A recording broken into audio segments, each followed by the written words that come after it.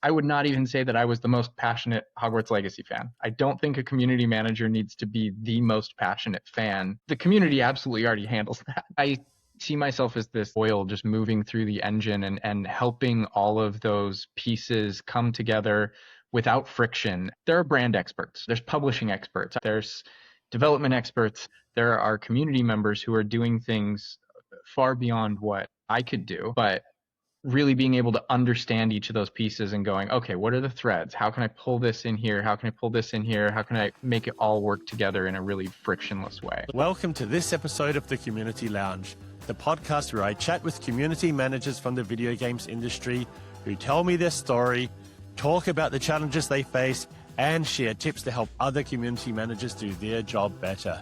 I'm your host, Steve McLeod. Now, before I begin today's episode, I want to tell you quickly about the guides we are creating for community managers. Some of these guides are already finished and we've been getting great feedback about them. Topics we've covered so far include your first week as a community manager, what actually matters, burnout, recognizing it, dealing with it and preventing it, and becoming a community manager, real life stories. You'll find all of our guides and past episodes at featureupvote.com/thecommunitylounge. You'll find that link in the description. And if you haven't already, please do subscribe to this podcast so that you don't miss out on future episodes. Okay, on with the show. Today I'm joined by Chandler Wood, currently working with Skilltree Marketing. Now, Chandler started his community management career truly in the deep end. His first game as community manager was Hogwarts Legacy. And it must have been a positive experience because Chandler only left that role some years later due to getting married. Welcome to the show, Chandler. Thank you. Yeah, it was a crazy experience to get to do that. And then also to you think you have your dream job, you think you've made it, this is it. And then you realize you have your whole life ahead of you too. And crazy twists and turns, and love took me in a different direction and moved from Salt Lake City, Utah to New York and left that job. Wouldn't change it for the world, but I do miss it a lot. A long time ago, my girlfriend and I traveled from Salt Lake City to New York directly. And is that a big change? Isn't it? Yes. Wow. Yes, it is. Chandler, I'm going to go straight into the deep material here. Normally I do these, we kind of slowly ease into the hard questions, but I think you're the right guy that I can do things in reverse order. So I'm going to quote something that you wrote to me before our call. You wrote to me that one of your central pillars at WB Games, that's the publisher of Hogwarts, was giving people a name and a face to connect with the brand, not as a mascot or figurehead, but as a cross-functional translator across teams. And you also wrote, community is about communication and translation and being the switchboard that connects all pieces of brand, product, and audience. There's a lot there to unpack. Would you like to give it a shot and tell me a bit more about this central pillar? Yeah. I guess when I first joined Avalanche, I didn't fully know what to expect. I'd come off of being in games journalism for about a decade. So I'd been on the media side of things. I'd been to conferences. I'd been to development studios and events and preview events and review events and all these things. I'd interviewed developers.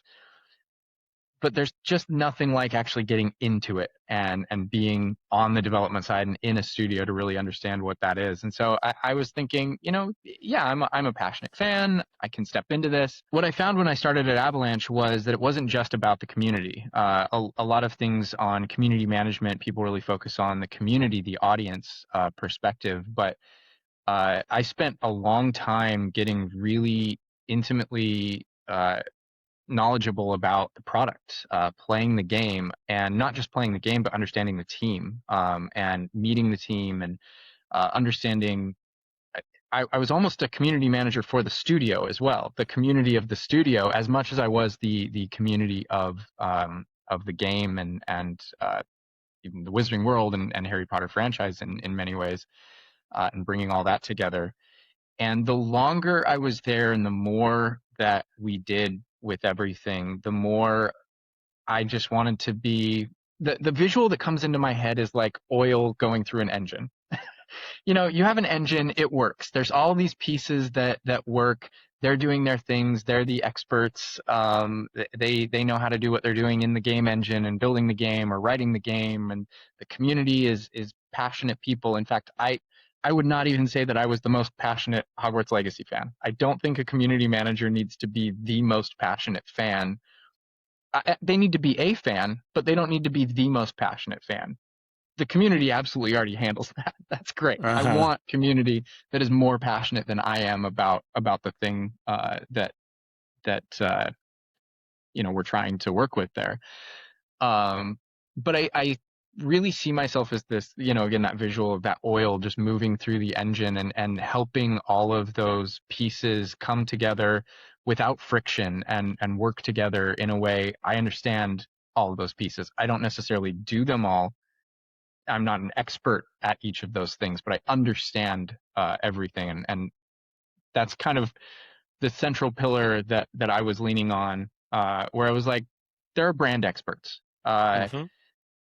I can come to be a brand expert. There's publishing experts. I can come to be a publishing expert. There's development experts and engineers at the studio, and again, even the community.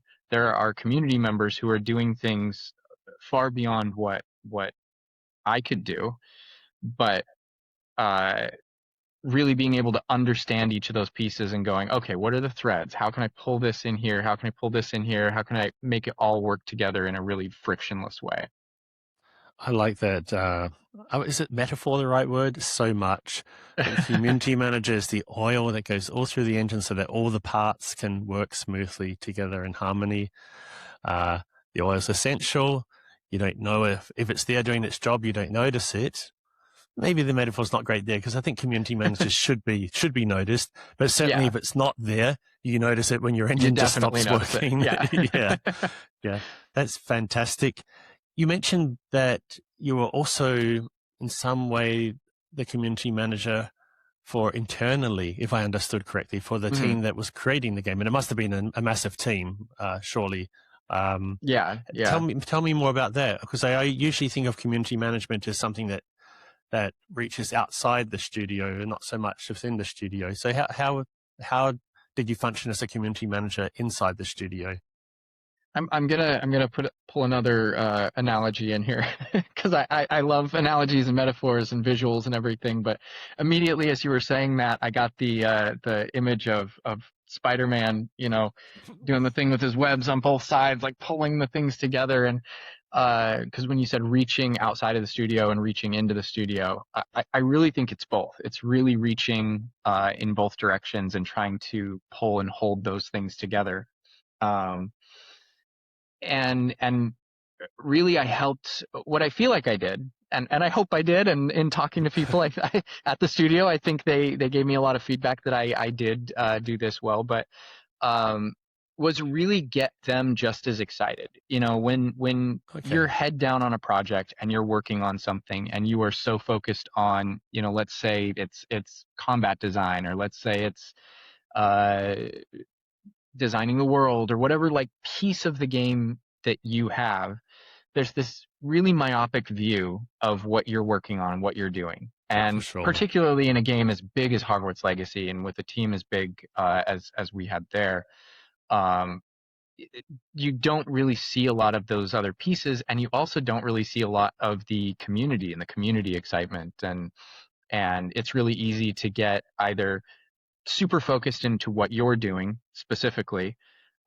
or maybe feeling bad about something because something you're doing is not exactly working out, or um, you're just frustrated about this one little piece and this one little thing. And again, it was nice to be able to bring that energy to not only allowing them, and the studio overall. I can't take full credit for this. Yeah, The sure. studio overall was really good at being very collaborative, and coming together and helping everybody understand the pieces that we're all working together, having regular checkups in with things like, so that whoever's working on, again, say combat design, is not just so focused on combat design that they have no idea what's going on with story or world Yeah, building or anything like that. yeah, Um, but also pulling in that like outside perspective of of here's what people are saying about what they saw in the latest trailer about combat design, Okay. and trying to bring that back to the team, either for feedback for improvement or just to get them excited and be like, hey, people are loving what they're seeing. Keep it up. Keep going. That motivational drive to get across the finish line. Just make sure I understood. So Hogwarts Legacy is the game. The studio that created it was Avalanche. You mentioned Avalanche, right? And WB Hmm. Games was the publisher. And you were Yes. working for at the studio or the publisher? I was at the studio level. Gotcha. So I was embedded within the studio that was still is in Salt Lake City, Utah. Okay. Um, so yeah, that also offered me like a really unique lens to, for example, the social team at WB Games is based in Burbank, and they're out of the publisher. And so there's a lot of, again, that like connective tissue and those just making sure that those lines of communication are actually happening, so that instead of the social team just kind of putting out whatever they're seeing while they're kind of, especially being in two different locations, California and Utah, and not actually being inside and as part of the studio, there's a little bit of like a looking in mentality, I think, where it's like you can't really see what's going on in the studio if you're not there. Part of the reason why, moving to New York, unfortunately, meant I couldn't really do this job to my fullest ability. Yeah. And I needed, they need a community manager who's there in the studio, because I could just wander the halls and, Yeah.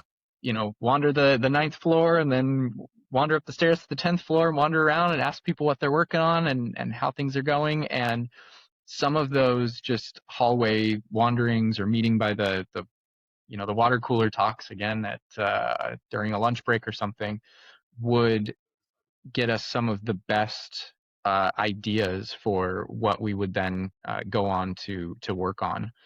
Um, and it's just something you just can't get anywhere else from like a briefing or a every 3 months all hands meeting or something like that. It's like there's just that real, what are you working on today? What's frustrating you? What Yep. are you excited about? What thing do you really want people to know about what you're working on? And those natural conversations.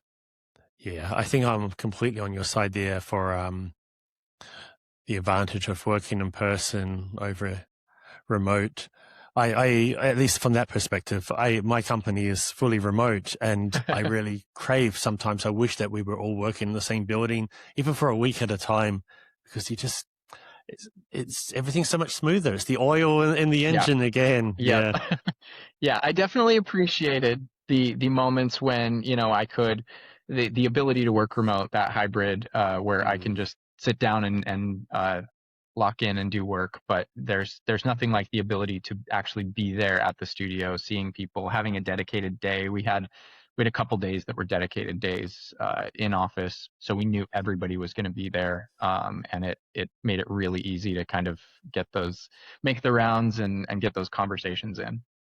You made me thinking that maybe I should have an occasional in-person day for my own company. The problem is not everyone's in the same city. Um, so the legacy, the Hogwarts IP is, of course, like already with fanatical fans. So you're having people Hmm. come to the game who are already like enormous fans. And Yeah. I know you don't actually have the experience of not being in that situation to compare it to, but maybe you can imagine, like, what is it like being a community manager when the fans who come in to play the game for the first time already know so much about Hogwarts and Harry Potter and so on? Yeah, that was an interesting challenge and something where, when I first started, a lot of people were like, "Oh, this is going to be the easiest job for you because you already have a built-in fan base. It's fine." And uh, I I wasn't content just living with that. I think one of the things that I really wanted to do was um, bring people in as fans of Hogwarts Legacy uniquely. Mm-hmm. The benchmark that I look at is that even within fandoms, there are lots of things that if you just assume they're going to be fine and everybody's going to love it because it's just part of that universe, people don't. Yeah. and they can really falter because of that thinking, because of just assuming, well, everybody's a fan of big IP, so whatever we do within this big IP, everybody will love it and they'll eat it up anyway. And I really wanted to create a space where people were fans of not just the Wizarding World, not just of Harry Potter, but where they were uniquely fans of Hogwarts Legacy, and that fandom could kind of stand on its own in a way too, where you didn't have to be a fan of Wizarding World or Harry Potter to be a fan of Hogwarts Legacy, and vice versa.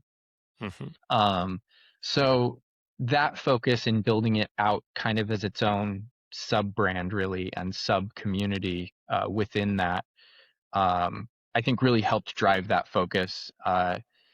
But then on the other side, obviously you can't ignore that huge fan base. You can't ignore Yeah. that massive fandom that's there. And so I really wanted to lean into acknowledging again what was there, acknowledging that I think as a community manager, I mentioned this before, but you don't want to be competing with your community to be the biggest fan. Mhm. You want to empower your community to be far bigger fans than even ever you could be. And because we already had that, because they were already there, I was like, all right, let's step in and continue to empower these people, these creators, these fans. Um, and there were creators who had been basing all of their content, their entire channels, on leaks that had come earlier and rumors and everything about. At that point, it was only called Harry Potter Game. In fact, that's why the Reddit is called just our Harry Potter Game, because it was before they even knew what the name of the game Wow. was going to be. And they'd based their entire channels on just building towards this one thing, basically. And so we already had that built in, and I really wanted to focus on those people who had already given us a lot of that dedication and a lot of that passion. Um, and that was really my, I would say, one of the main things that I did there was inviting them in. And instead of trying to build a community on my own, kind of invite in, because you can't bring hundreds of people into the studio, obviously, but we can bring in one person, Expecto Go, James Whitehead. I was able to invite him in and say, hey, come reveal gameplay with us for the first time out of the Wow. studio, and we welcome your community in kind of spiritually in a way, by having you be the one that's here and getting that opportunity. We did that a few times leading up to launch with a few creators that were smaller creators. They're not necessarily the big, massive Mhm. names that you're going to think of when you rattle off, oh, here's the big Twitch streamers. Uh, but I think it gave us a lot more valuable communities who were really, really invested in what we were doing. I think the evidence of how well you did that is came up when I was researching this episode, our interview in advance, and I found an episode of a YouTube channel with sorry, what was it? Spectago, right? Is that it? Expecto Go, yeah. Spectago. Half hour he spent talking about you leaving your role there and why you were leaving for love, as he said it. And I think that was a real evidence that the community saw what you were doing and you were doing it well. So yeah, well Yeah, done. yeah. I recently rejoined him on a live podcast. He does one called Wizarding Wednesdays every Wednesday night. That's about a 2 hour long just live podcast he does, just chatting with his community, talking about the latest news out of the Wizarding world. And um, so I recently joined him, and it was just a really cool thing. Like more than 6 months later, to come back to that, to still feel kind of the love from the community that was there. um, he was one of, if not the first creator that we worked with, and so that's why when I was leaving, I kind of gave him my goodbye letter and my farewell, and said, hey, I'm not asking you to do anything with this, but I wanted to let you know that I'm leaving, and here's why and everything, and if you want to do anything.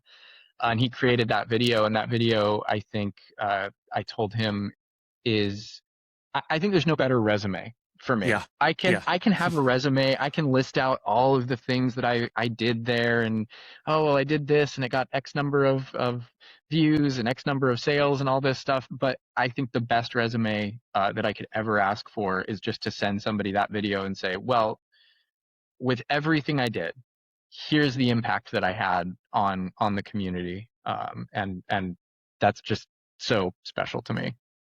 I agree. Now, completely changing the direction of this interview, let's go back to what would normally be the beginning of the conversation and tell us how it started for you, your path into community management. You did mention, you did earlier that you were a writer in the games industry. Is that a good place to start, or should we even start before then? It's up to you. Oh man. Well, I mean, yeah, if we go way back, I mean, I've always been into games. I think it starts with passion. I think it starts with really like caring about something. I've always been the type of person who uh, I get highly, highly invested in things. Even before I was in games journalism, I worked at Guitar Center for a period of 10 years. There was some overlap there while I was writing. But I remember at Guitar Center when Lost was airing on TV, and the water cooler talks there, and the excitement and the passion that people would have when each new episode would drop, and there'd be all this conversation, and we'd all be online uh, talking to each other, or at work talking, and just theorizing and diving deep into whatever we could.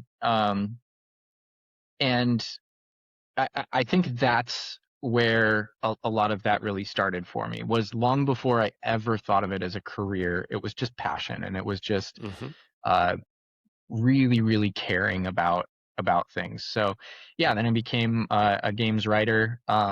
That was not the most lucrative time in my life, but again, it came from a place of passion, came from games were something I really, really loved, and I really, really wanted to make a part of my life. And through that, I was able to meet a lot of really cool people around the industry, and make a lot of really great friends during that time. And I think I kind of knew, hard to pinpoint exactly when, but I think I kind of knew that my goal was always to get into the games industry, to be on the development side. Okay. I just didn't know how or what exactly that would look like. And so, yeah, when this opportunity came up that was literally in my backyard, I was like, they're making at the time, again, the Harry Potter game, uh, uh, 7 minutes from my house at the time. I was like, I This is can't. clearly a job for you. Yeah, exactly. It's written in the stars. Like this is the thing that has to happen. And uh, so yeah, that's kind of where all that stemmed from. I haven't gone to college. I originally actually went to vocational school for medical assisting Okay. long time ago, and clearly have not done anything with that. So Well, um, what a took career a so completely far. different, yeah, yeah, completely different direction. So that's how you got your start in community management. And again, I keep having to say in amazement that you really started like in such a big game. Amazing. So once you started working as a community manager, were you part of a team? Did you have a mentor? How did you learn in those first weeks or months how to actually do your job? Yeah, so my boss at Avalanche was part of that marketing team. We were basically a two-person marketing team. Marketing manager, his name's Eric Martin. And he was awesome at kind of taking me under his wing. I'd gotten a lot of experience, obviously, from leading an enthusiast website that was pulling in, millions of views. So uh, there was a lot of foundation that I had there in managing communities, and in Hmm. comments, and in empowering the passion of readers and people that we would want to come back to the site. Um, because of those millions of page views, what I learned at that time was you're going to have your regular commenters. So there were the people in the comment sections that we would see all the time, Hmm. both good and bad, you know, uh, and clearly that is not millions of people. But if you are cultivating a space where even a small group of people feel comfortable continually returning, continually engaging, uh, I, it just worked to drive better engagement overall and get you kind of the bigger results that you want to see. And I think I brought that same thing into Hogwarts Legacy, where I didn't have to focus on absolutely everyone. On what it sold, 40 million copies at this Yeah. point. I have not talked to 40 million people as much as I wish I could. Really diversifying my time like that just doesn't work out. Um, but really focusing and acknowledging and making sure the people that are there and that are showing up and that are in those spaces are really feeling heard and really feeling seen. And then with everything that we were doing beyond that to kind of make sure that everything felt individualized. It didn't feel broadcast. So Okay. even if this was not somebody that I was specifically talking to, um, everything did feel like I was specifically talking to you. And I think I think it's something that like content creators do extraordinarily well. How would one do that? Can you give me an example of how you would make content that feels one-to-one rather than broadcast? Yeah, it just I think we like broadcast is kind of, your big trailer or something like that, which has Gotcha. their places. You definitely want those. You definitely want those things that are just kind of spraying information out there and excitement and big bombastic moments or whatever it is. Uh, Here's one good example. When we initially delayed the game, it delayed from the end of 2022 into early 2023. I didn't want to do just the same. At that time, it was the meme of every game company delaying a game would do their text post and like, oh well, there's another text post game delay, and I wasn't content just doing that, and so we definitely had that in some part. But I also did a video from the studio that was just video of me. We shot it nicely. It wasn't just on a phone or anything. It was uh, like it was filmed nicely, but it was me like really kind of showing, hey, here's me. I'm telling you, unfortunately, we're delaying the game. We really want to bring you a quality product. You're not just reading text telling you this. I'm telling it to you face to face. So you can believe me or not, but I want to have this conversation with you. Um, and then giving them an actual release date as well, kind of as the okay, here's the bad, but here's the good. Here you have a date now. mhm, mhm, Um, and I think that opens a dialogue and starts a conversation in a way that the broadcast type of stuff just doesn't. It invites people to participate, even if they don't want to. It makes you feel like you can because you're looking at this one person and you're like, I can engage with them, with that one person. Again, that idea of that content creators are doing this very well, streamers, mhm. where even if they've got hundreds, thousands, tens of thousands, millions of views, you as a viewer maybe you're looking at them. It's a bit of a parasocial relationship, where one-sided. Um, but I think it's important for cultivating that feeling of belonging and that that comfort and empoweredness of feeling like I, as an individual, as a member of the community, could just come in and I can comment or not, but I feel like I'm being spoken directly to. So that's kind of that approach. Wonderful. I like that. We're running out of time, but let's see what would be a best question to ask you in the limited time we have. What tips do you have for first-time community managers? uh, Listening is, I mean, I think you've probably heard that one before. Other community managers have probably given that as well, but I will reiterate it. And if it hasn't been heard before, I think it's very important. Um, Listening is of the utmost importance. It is not trying to have your voice heard. It's not about you. Um, in that quote that you read at the start, that was something that I'd sent you. It's not about being a figurehead. It's not about being the face of things and the voice of things and kind of being the mascot or anything like that. It's about being the translator, and such a crucial part of being a translator is listening and understanding context, and then being able to translate that back accurately and in ways that, um, if you're not listening, if you have your own preconceived ideas of what the community should be or what the product should be, or the game or whatever you're working with, whatever it is that you're trying to communicate out, you're going to start to color how you're translating things with that. And so really putting yourself aside, putting your own ego aside, and listening and just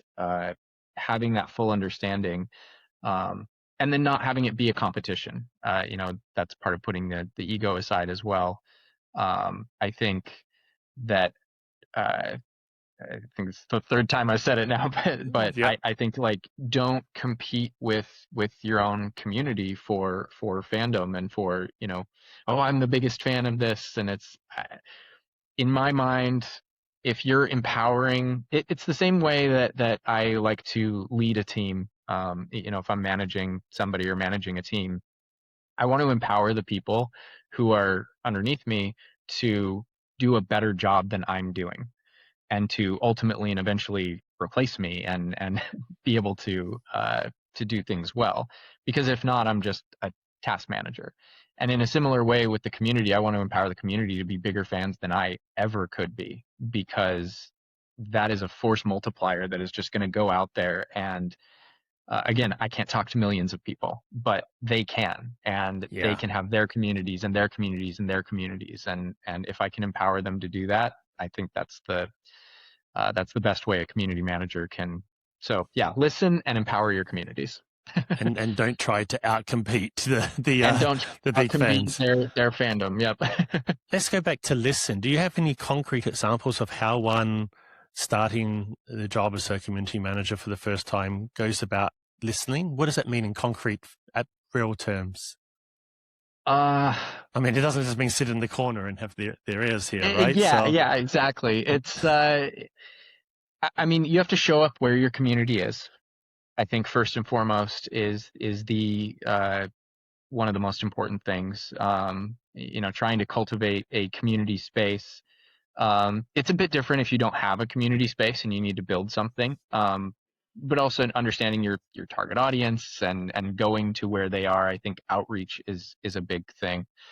For example, the Reddit, that had yeah. already existed, instead of trying to create our own Reddit or do something like that, or bring people necessarily into our Discord, I outreached to them and I was like, hey, you've got a good thing going here. I'm not coming in. I'm not trying to manage it. I'm not trying to step on toes. I just want to let you know who I am. I would love to be a member here. I'd love to participate in all the conversations, and being really open to being in that space. Again, not from a position of authority, but from a position of just being among the community. Um, and then, yeah, just reading Reddit, reading social media, Discord, really wherever your community is, and then building other spaces maybe where some of them can come into your space as well, and inviting them in there, but not requiring them to be there. Chandler, your proof that I see over and over again on this podcast of community managers being really underrated. I think a lot of people in the games industry overlook the role of community manager and what they bring to it. So thank you very much for these great answers. Now, I do have one more question. I might even consider it the most important question. What game have you been playing lately? Oh, two. I've been running through two right now. Expedition 33. Okay. I've been very slowly working through that with my wife, because she loves watching it. She loves the story.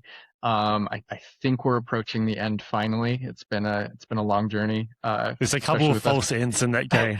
Yeah, and we've been long distance. Before we got married, we were long distance for 2 years, so we couldn't play it that often together. So it was tough.